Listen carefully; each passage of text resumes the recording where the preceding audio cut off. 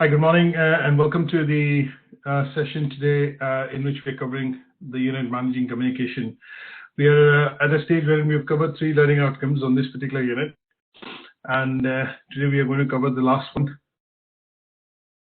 which basically talks about reviewing communication within an organization. So we are going to be looking at some interesting things with regards to how a communication audit is done. We'll also look at some of the, problems that we face in the workplace, which basically then will look at, things like how to improve those issues or workplace communications. Now, before I get to learning outcome 4, what I want to do is have a brief recap on what we've covered so far in terms of the first 3 learning outcomes.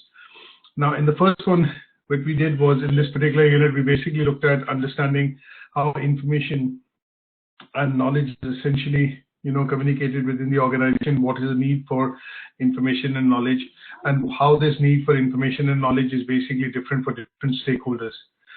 We also then looked at understanding how, you look at different mediums of communication in terms of knowledge and information going across to stakeholders, whether it's written, verbal, non-verbal, and, sometimes it also utilizes technology.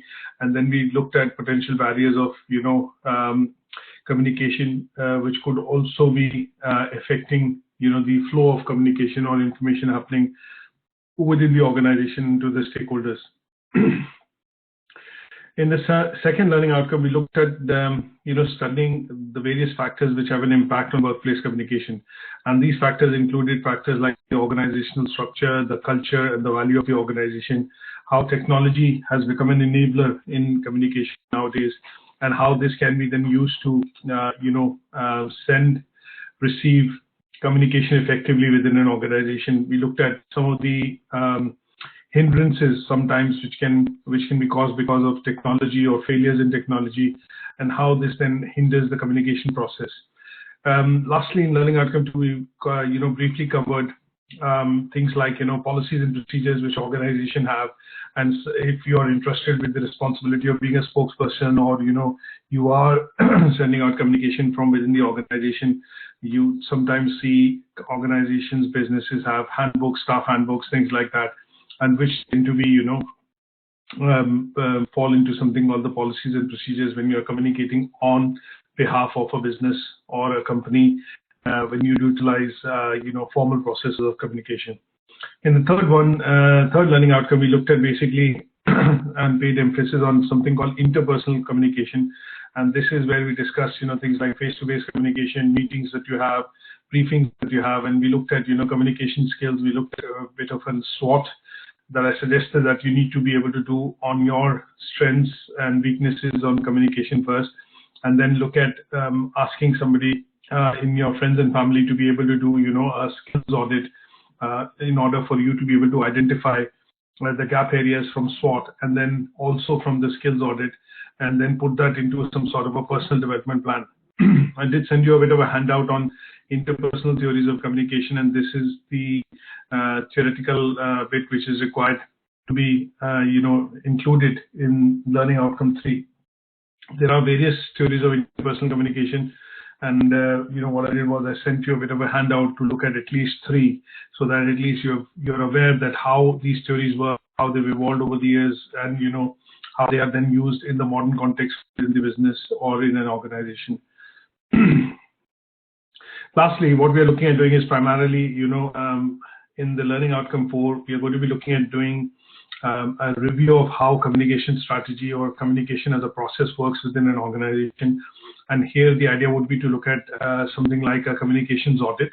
How does somebody who manage, say for example, when you look at people within the organization who work specifically within the communication or comms department, as we call it, they look at the utilization of procedures and processes, and also look at, for example, consistency across different forms of communication when it is done from an organizational perspective, and that takes the formal route. So we will look at the understanding of how to do a communication audit, look at a particular template that I have as an example, for you to be able to look into and then pick up an organization to do a communication audit, to look at, the formal lines of communication, also to look at, understanding things like, say, for example, what is the scope, the objectives, and then how this communication is then done at various levels within the organization in terms of stakeholders like the managing director, the sales staff, the mid-management, the junior management, the professional staff, and obviously the working staff.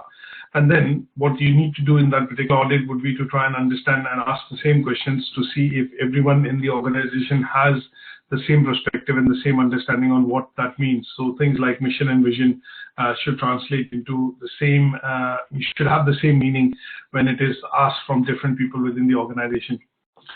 We will also look at something called, workplace communication processes.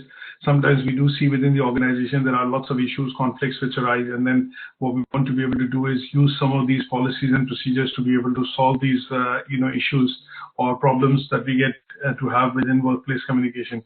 And lastly, what we will look at is we'll basically look at the process of evaluation, to see how and what kind of, communication do actually work when we look at, a particular business or a workplace.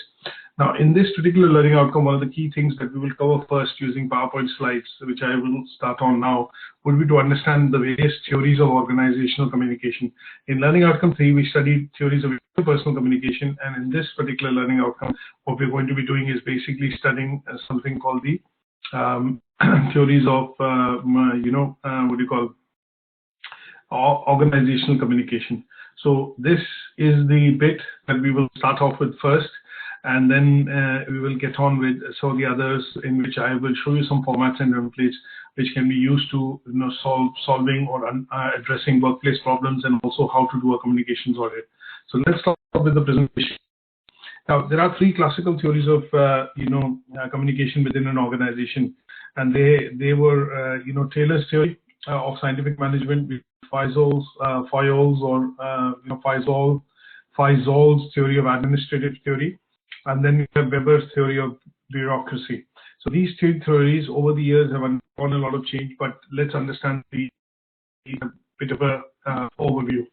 Now, when we look at, in general, when we talk about Taylor's theory of communication, what we did see that he observed that over the years, a lot of organizations, have created a lot of processes, they have information, data, knowledge, whether it's directly, indirectly, in different, utilizing different methods, which would be non-verbal, written communication, verbal, non-verbal communication, or written written messages.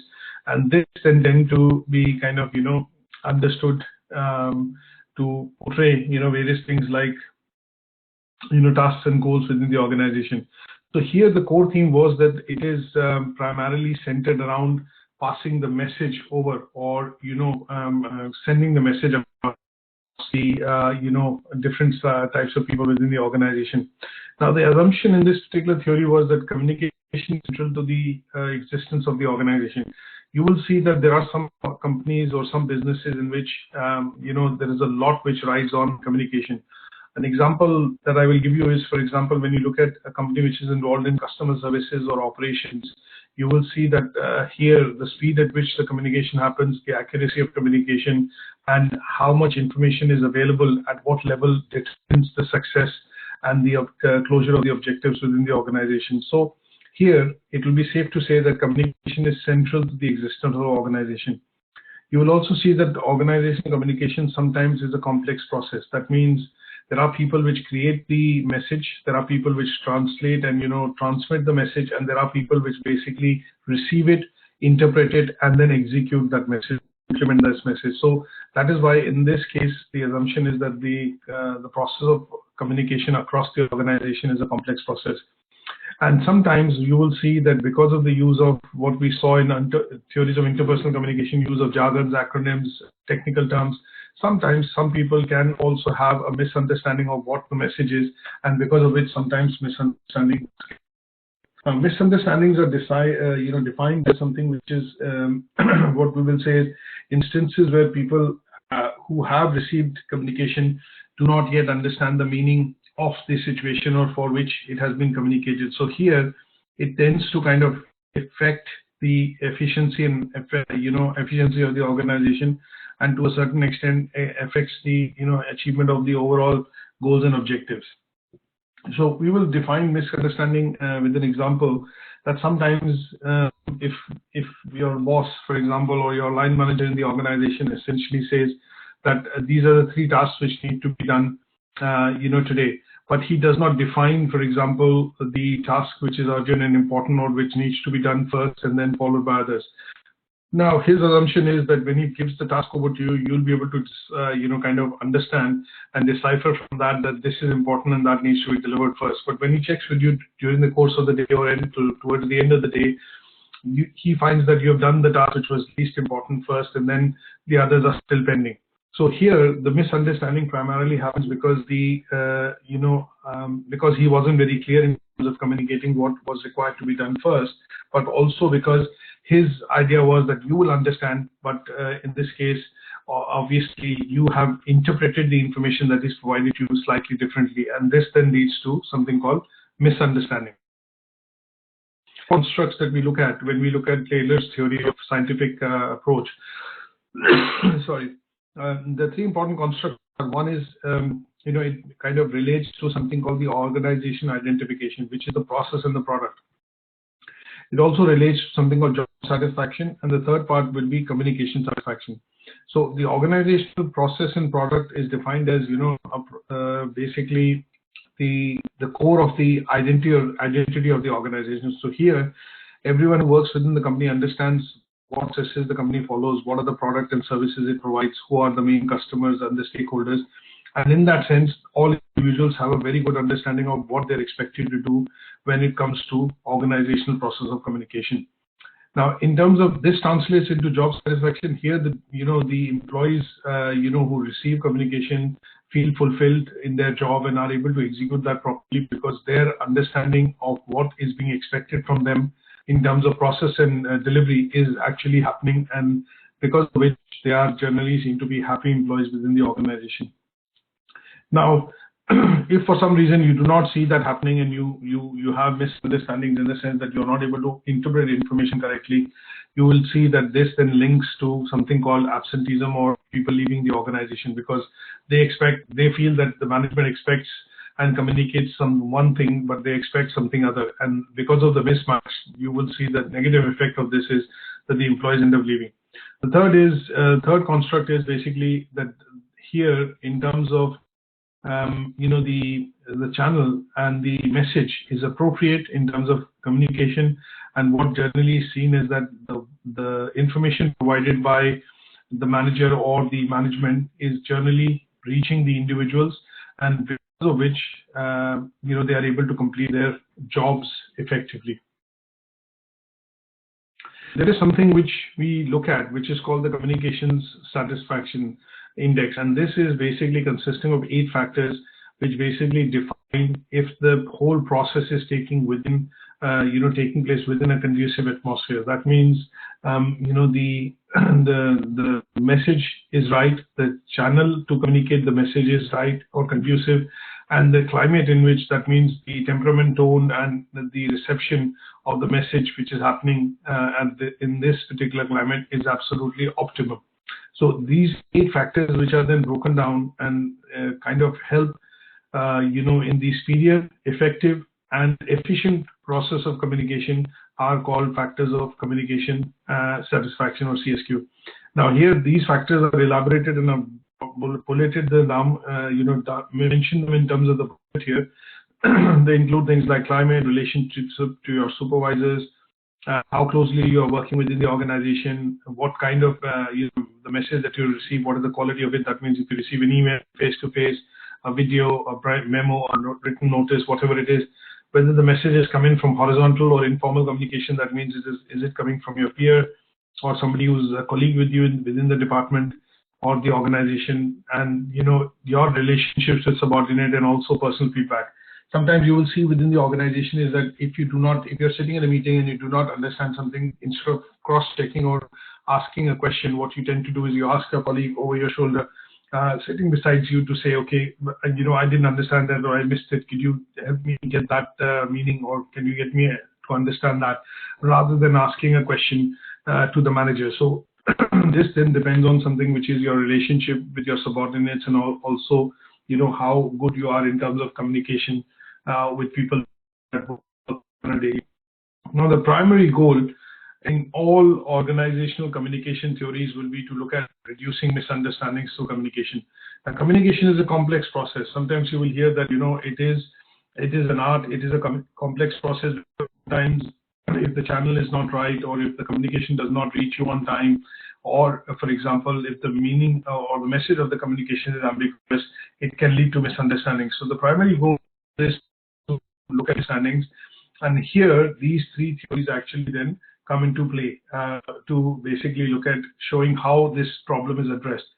Now, sometimes this question is asked if as a business, as a company, when it becomes too large, when you have too many employees working within the organization. If I choose an example of a company like ATHE or one of the retailers, what you will see is that as an organization, they have thousands of employees.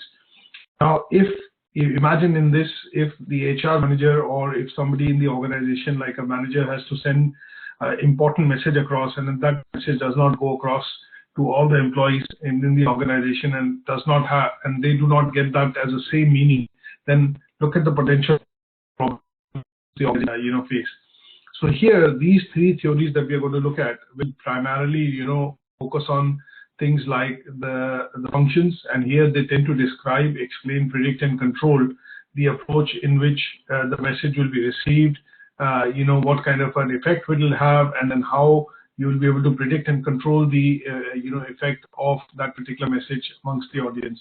So the classical theories basically look at approaching, you know, them through the organizational management, and also look at predicting and controlling the behavior for the message. So here, the first one, which we look at, the Taylor's theory, actually emerged in the 20th century. There were models which were primarily used initially, you know, with the military and the Catholic Church. And here the idea was to have strict control of the message, and so that, and what kind of an effect it could have on workers, or, you know, the chain of command. That means people who were responsible for sending or delivering this message, and then they try to predict, understand what kind of a reaction that message will bring, and because of which they then looked at, you know, basically doctoring the message before it was sent, and all these parameters of, you know, looking at reduction of understanding and the basis of, you know, describing, explaining, predicting, and controlling the response to the message was actually looked at. Now, this form of communication is considered unidirectional. That means it is normally top, and then, you know, there's very little feedback which actually comes on, because what they do is they try to anticipate the feedback before it's the message is sent out, and that is where you know, in this case, the feedback required or coming back is minimal. And these kind of communication tend to be, you know, messages about the company. For example, if there's a new CEO being appointed in the company, the message coming across from the HR department will be unidirectional, because you don't have any play into the recruitment of the chief executive officer, and this is more or less like an announcement which is for your information. So here they would then look at, you know, something like a unidirectional message. This is where, you know, get that across into the. Now, sometimes you will see that there are some, you know, there are some, say, for example, you know, metaphors in the message. Now, the metaphor is, how do you define the word metaphor? The metaphor, you know, as a word, is basically a figure of speech that directly refers to one thing by mentioning another for a rhetorical effect. That means it may provide, you know, a bit of clarity, or, you know, it may tend to identify some hidden similarities between two ideas. So sometimes you will see that, you know, when we look at metaphors, you know, metaphors, the use of metaphors in the English literature, you know, is basically about, you know, first of all, you know, mostly it was used by William Shakespeare, say, for example, in the poetry and stuff. But the idea was to primarily look at, you know, relating two things by showing some hidden similarities. So what we do get to see is that the classical theories, you know, essentially focus on something called relevancy and metaphor. And here what they do look at is that these classical theories basically, you know, wanted to understand, you know, how the organizations function, and what role does the communication play in making it effective. So the metaphor was basically treated as something divided into the understanding in terms of what organizations viewed the communication channel as in terms of machinery, what were the properties of this comms channel or the machinery, and the last was how the application of communication channels could be done within the organization. So when we look at classical theories, their overarching aim is to look at minimizing understanding, and again there the main thing was to look at, when we look at a lot of people working within factories after the post-World War II era, what we did see that the communication had to be something which had to have a standardized message. It had to add a bit of predictability, because there were a lot of people, say for example, working within the companies or manufacturing sites. So unionization and union structures came about. So they wanted to send, before they sent a message out, or say for example, they were looking at laying off a number of workers. Before the message was sent out, it was basically looked at from a management standpoint of view to look at what would be the predictable response. And when they wanted to, the idea was they wanted to tone down the response, or have a certain type of prediction happening in terms, have a certain type of response coming in. They wanted to see and predict, what kind of response that announcement would kind of elicit. So obviously there were strict rules and regulations around that kind of communication, and this meant that most of the information at the management level was, at the top management level, was kept close to their chest. And to a certain extent, what we did feel that when some of the messages were sent out, they were quite clearly controlled to have a very controlled response among various people. Now this is a bit of a background. So let's summarize this. Frederick Taylor basically looked at coming out with this theory. He's considered as the father of scientific management. He's the one who basically looked at proposing that we need to be able to maximize profits from people while working in factories. He said that the employees need to work at their maximum capacity, and he treated employees primarily, if you look at the hard and soft approach of HRM, he treated employees as one of the resources, and he said that we need to be able to get the maximum capacity or maximum output efficiency from them. Now here his reasons of basically looking at proposing this theory was that some of the things that we do are basically nothing but science, and sometimes it is careful selection and planning of certain of these things, which then allows us to produce work or become more productive or increase the output. And here he did feel that he needed to employ, or the organizations needed to employ, managers which were generally intelligent than workers, and they basically wanted to achieve these managers or people who work within those positions were motivated by financial incentives, and they could then in turn translate effectively the communication required to workers to get the output, desired output. So here the idea was maximum effort led to higher wages or higher incentives. We see the application of Taylor's theory in the modern workplace, and you'll see that sometimes you see this point of some of these points enacted in this theory being applied to engineering organizations, or where change management is to be done, or for example when lean manufacturing in places wherein we have to look at reworking on some of the things in order to kind of re-engineer them to start making them work to a particular level. So here the focus is primarily on what you call getting the maximum output, or maximum say for example output from the workers. So places like when we say lean manufacturing is nothing but lean production, which means that we basically look at making us we make use of what you call processes which allow the systems or the organization in general, the factories, to produce less waste, or for example less waste in terms of resources. So basically less waste of resources, and it takes into account that if there is a lot of waste being created within the process of manufacturing, or any sort of work that is done within factories, then that means that there is uneven workload on different type of workers or places within the factory, and that then leads to a decline in productivity, profits, and also leads to low value being returned from customers. So the other part of the theory which came across was Fayol's administrative theory, and he was basically he advocated the concept of industrial management, and he said some of the principles and elements of management, how managers should be able to accomplish their duty, should be applied in this context. So his focus primarily was management as against the primary focus of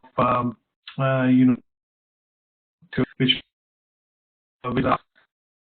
his primarily looked into management, and he said that managers could get more respect from the workers if they were able to motivate the workers well, and were able to kind of take care of their workers. So here the approach was more prescriptive than being descriptive, and this approach then was something which was which was adopted in the early 1900s, and focused on management and being prescriptive. Now he identified 5 elements of management, which he said that if managers were able to plan well, organize things well, have a chain of command, or earn the respect from the workers, and then that led to better coordination and control in terms of the department or the things that they were in charge of. And this kept the machinery effective and efficient, because the manager was directly aware of the needs and wants of the workers. At the same time, the manager was more respectful and caring about the needs and wants of his workers in terms of team members. And here the idea was to replace quickly and efficiently any part or process that did not contribute to the objective. So he believed that if something was not working, then that was meant to be changed, replaced, and if that was fixed in time, then this could lead to productivity and obviously control in terms of working with the workers. More better control in terms of better control for managers in terms of working with his team of workers. Now he came across with the 14 principles of management, and they are obviously defined here. These are principles that you get to see that we use in modern day organizations. For example, union and strength is one of the things that we do get to see. Equality and diversity, equal kindliness and justice. So some of these things laid down the foundations for some of the policies that we do get to see within organizations and the legislation which came across in the parliament. So he came out with these 14, obviously just take understanding. And then he said that is one of the necessary ingredients. If you don't have a line of communication or a proper channel between the management and the workers, you will see that the work and work does not get done, efficiency cannot be achieved, and obviously productivity and output gets affected. Now this part of this part of the theory, basically what we do is we see that a lot of organizations which have a lot of labor force, they put this into practice in the modern day context because they want to be they want to have the workers being happy. They want the workers to be satisfied and get the job satisfaction at the end of the day when they work for the company. And you will see that this is applicable in very large scale organizations, primarily because here the primary objective is to maintain cordial relations with the workers, and at the same point in time get feedback to the leadership in order for them or the management, in terms of the management, to get the processes to work. The last, Weber's theory of bureaucracy, and he was a German sociologist. Now he came across with the theory of social and economic organization in the early in the late 1940s, just after the World War. And his idea was that he described that the management was primarily set up to deal with what you call some sort of an organizational structure.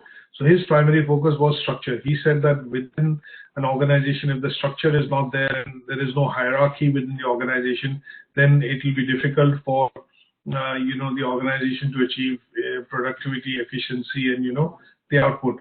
So here he said the workers should respect the right of the managers to direct the activities, because they are put in that position because of their experience and their skill set, and because of which he felt that this approach, if there is mutual respect and if there is respect given to managers who have been in those positions, would then help the organization better, achieve objectives better. He said that the bureaucracy allows for the optimal form of authority, which means that if you allow the managers to do their work, then at some stage what will happen is that the organization is able to achieve more in terms of output, and more in terms of let's say more in terms of output from the workers.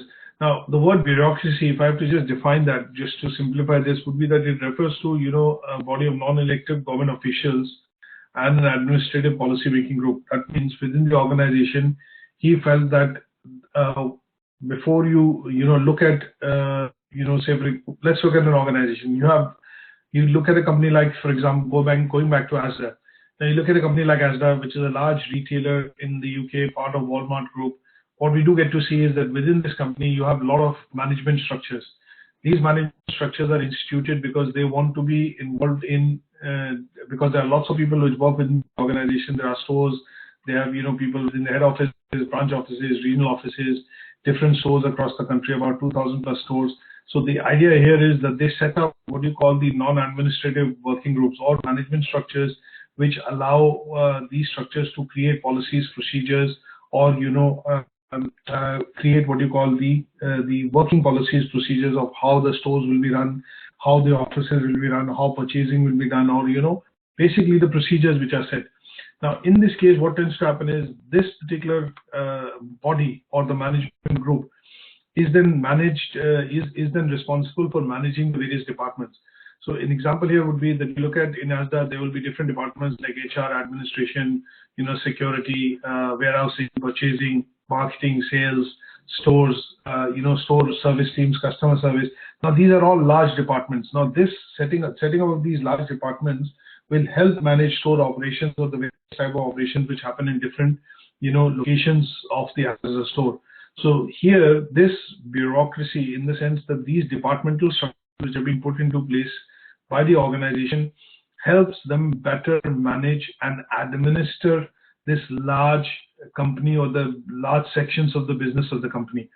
And this is then, because Walmart is, for example, owned, by shareholders, or it's a traded company, but it could be both in the hands of, public or privately owned. But yes, at the end of the day, this structure, this centralized hierarchical structure reporting into the head office or branch office, allows the firm to, achieve its goals and objectives. So there is a channel through which this theory advocates that there is a way through which large organizations can function effectively, well, and be productive, is if they are able to establish these channels of, authority, and these channels of authority then allow different departments and other activities in the company to be controlled effectively. His ideal structure, he obviously proposed certain ideal structures, but the main idea that he proposed was that if there is a large setup and a large organization or any such function which has to be managed, he said that we need to be able to establish legitimate control or authority mechanisms within the company, and then those who are defined as traditional, charismatic, and rational, and then they were then made responsible for the company. Now, Weber's theory in modern workplace, if you look at large organizations, they have lots of. If you look at a multinational organization, and in this case, if I change focus from ASDA to Tesco, for example, Tesco is present in 14 different countries. It has regional structures, regional vice presidents, country directors, and lots of suppliers, partners, customers across these countries in which it operates. Now, because the organization has to comply with a lot of legislation, laws, labor laws and other things related to a particular country in which they function, this organization is definitely under the definition of a large organization and has to be guided by a lot of laws, legislation operating within a country. Now, in order for this organization to work and effectively work and produce profits, for example, return on investment or dividend per share, if it has to be returned, then this organization has to set up what you call is, the administrative, departments or authority, administrative centers of authority, which will then apply this on a traditional, charismatic or, rational way and link it to the objectives of, the department and the organization for them to achieve those goals. So here you will see that in this case, organizations, multinationals which work across geographies have kind of a structure, and this then they tend to create department heads. These controlling departments or head offices then manage and guide the the activities of the organization. So in this case, the idea is that using these three classical theories, what we are looking at is some of them advocate task-based approach, some of them advocate management-based approach, and then looks at organizational structure approach. Some of them are prescriptive, some of them are descriptive, and when you look at this particular approach, the idea primarily is to look at enhancing what you call the the role of communication and the role of management in communication to make sure that the communication done is understood. It then translates into effective behavior and obviously leads to getting the work done with the organization. Now, this is a background in learning the organizational theories of communication. The three classical theories, I can send you a bit of a handout for you to read. The book, which is obviously available on Moodle, has a chapter on this, which will be a good read, about a good 20 pages to understand, and that will also help you directly cover the task 4.2, which is given in the assignment.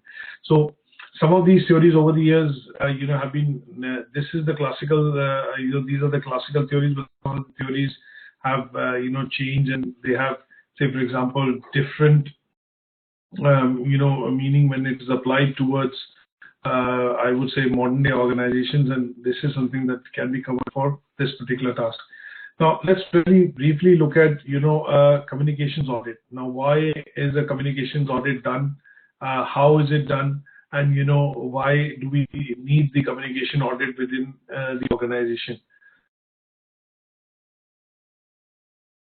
So any questions on this so far, please feel free to ask me through the chat route, and what I will do is I'll stop the delivery there and then obviously try and answer those questions so that we can clarify some of the doubts with regards to when we are moving ahead.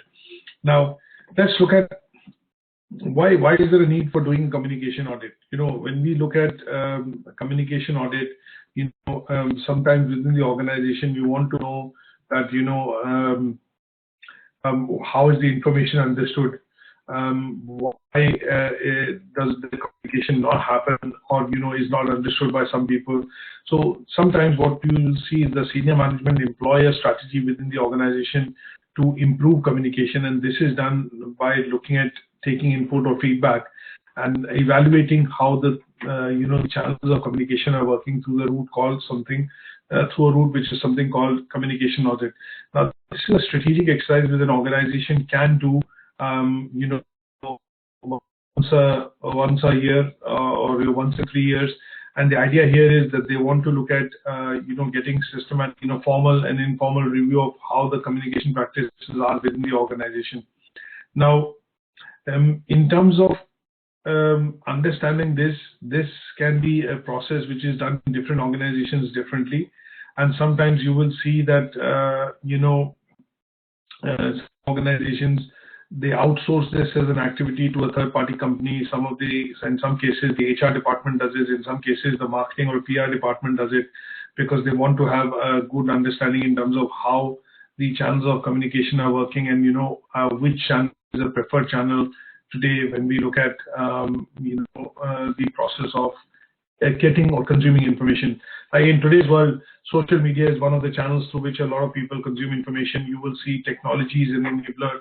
So a lot of people are consuming information through mobile phone, their tablets, and it is something which all organizations need to look at. So if they have to align reaching out to their customers, what they have to do is in terms of aligning and reaching out to their customers, they have to choose those channels which will allow them to primarily look at a good channel through which they can reach out to most of their customers. Now, what I'm going to do is very briefly show you a template which will allow you to look at doing a communications audit.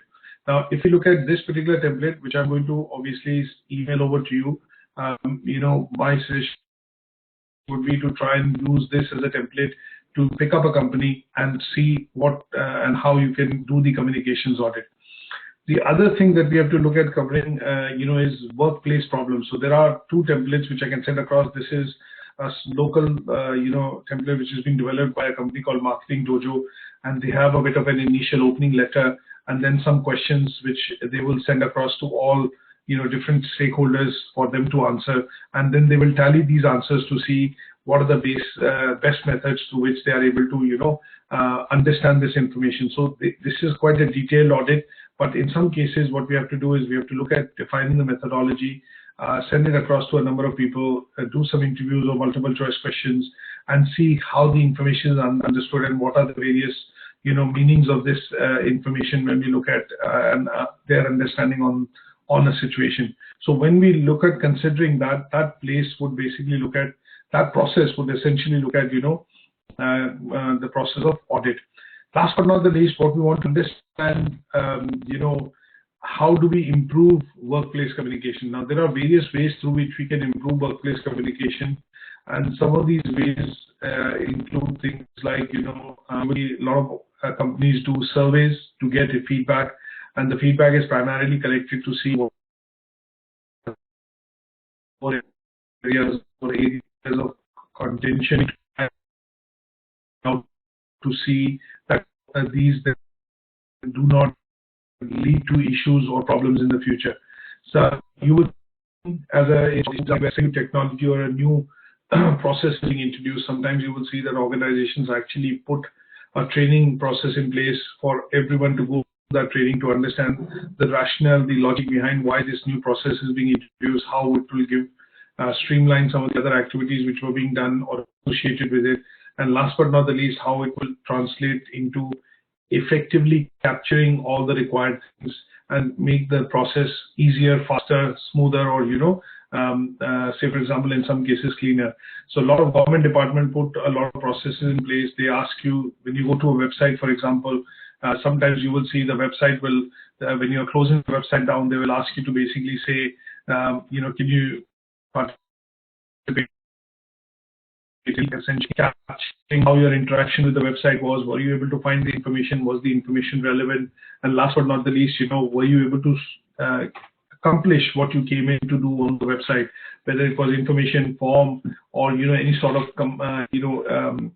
say, for example, complaint that you were trying to raise, and was it addressed? So the idea is, in order to close that loop, they have to look at improving the way the communication is put out, and the communication is put out, and obviously how it helps improve the process. And this is where we look at the last task, which is to understand how do we improve workplace communication by looking at doing surveys, feedbacks, trainings, and obviously generating a consensus in order for us to be able to move forward.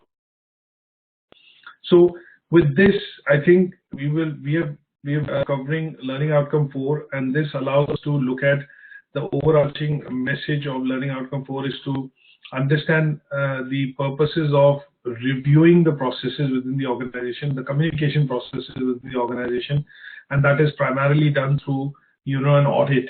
And then, in order to know some background in terms of why do we study various organizational theories, how they're implemented in the modern day context, we look at the three theories that we've discussed, and I'll send you a bit of a handout on this. And then last but not the least, what we look at is how do we address issues in terms of communication within workplace, and these issues can be addressed through looking at doing surveys, feedbacks, trainings, and consensus amongst the routine in which when the information released, how much is it released, who releases it, and things like that. So I would then very briefly look at going through the assignment brief so that we can put a handle in terms of what is required to be done in terms of this particular unit. Let me just quickly open the assignment brief.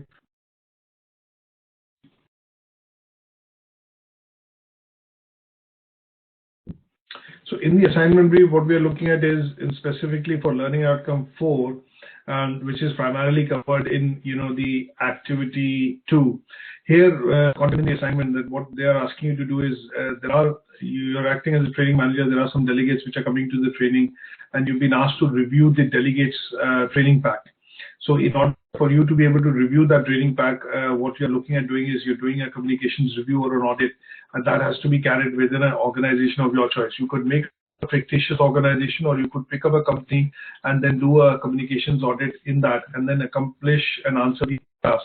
So here, the format, I can send you this particular format. You can use one of the formats or a simple one, and then look at basically finding out what do a communications audit. That means how is it at different levels and what is the meaning of that information at different levels. So you will use a particular format, questionnaire, to be able to ask certain questions to different people within the organization, management, mid-management, workers, and see if they all have the same understanding. That would help constitute something called the communications audit. Then we cover 3 theories: Taylor's, Files, and Weber's. So basically you will apply one of that theory into the audit that you've done or the organization that you've chosen. And that could be, saying that, okay, it is task-based, prescriptive, descriptive. Does it focus on, what does it focus on, and how that theory relates to the organization. Next task says create a plan which will help you improve workplace communication. So maybe a table like this, which will basically in terms of how that can improve. You could include things like surveys, feedback, consensus, training as a method to improve the process of communication within the company that you have chosen. And lastly, what you have to do is you have to identify measures to evaluate success of that plan. So whatever plan you have developed, what basis the communication, you have to present the same plan once these improvements have been put in place, and how is the plan then adapting to the organization. So maybe a subsequent table which basically allows you to show the changes which have occurred, primarily from a point of view of looking at the accomplishing of that plan.